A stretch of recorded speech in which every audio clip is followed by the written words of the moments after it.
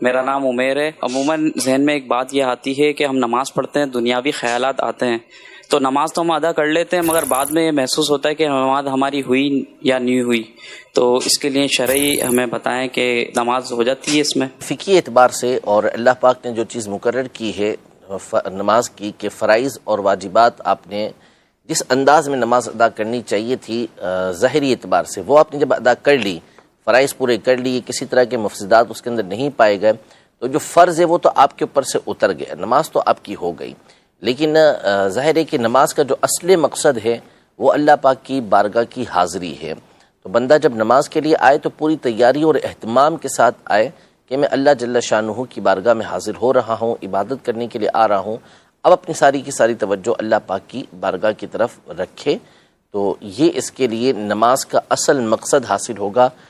ورنہ بہرحال جو فرض ہے وہ آپ کا ادا ہو چکا، فرض پورا ہو چکا، قضا اس کی آپ کے اوپر نہیں ہے، لیکن جب بھی نماز پڑھیں تو پھر اس اہتمام کے ساتھ پڑھیں کہ آپ کا دل بھی جو ہے وہ اللہ پاک کی بارگاہ کی طرف متوجہ ہو۔ اس پہ تو وہ جس کی بار بار توجہ کسی اور طرف جاتی ہے، وہ روایت میں کیا کہا ہے؟ بالکل، یعنی اللہ کی خاص رحمت اس کی طرف متوجہ ہوتی ہے۔ جب بندہ کسی اور طرف متوجہ ہوتا ہے، اس کی توجہ کسی اور طرف چلی جاتی ہے،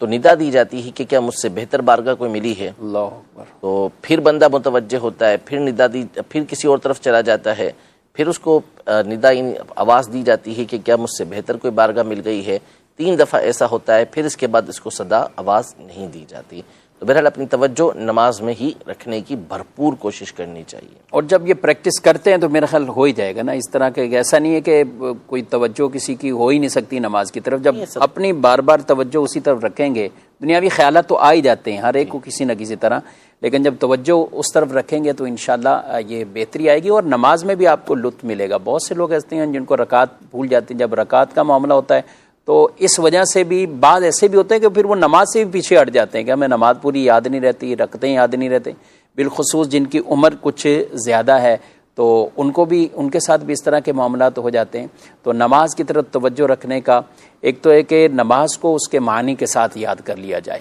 اگر آپ کو سورہ فاتحہ کا ترجمہ اچھی طرح یاد ہو، تفسیر صلاۃ الجنان سے آپ پڑھیے، آپ کو بہت آسانی سے وہ یاد ہو جائے گا۔ اسی طرح کچھ صورتیں ہیں، آپ ان کا ترجمہ آپ پڑھ لیجئے، التحیات جو نماز میں پڑھتے ہیں یہ بھی ترجمے کے ساتھ، تو یہ جب آپ کو ترجمے کے ساتھ یاد ہوگا نا، اور پھر آپ کی توجہ بھی اس طرف رہے گی، تو انشاءاللہ نماز کے اندر یہ خشوع خضوع والی کیفیت بھی رہے گی، اور ہر طرح کے وساوس سے بھی آپ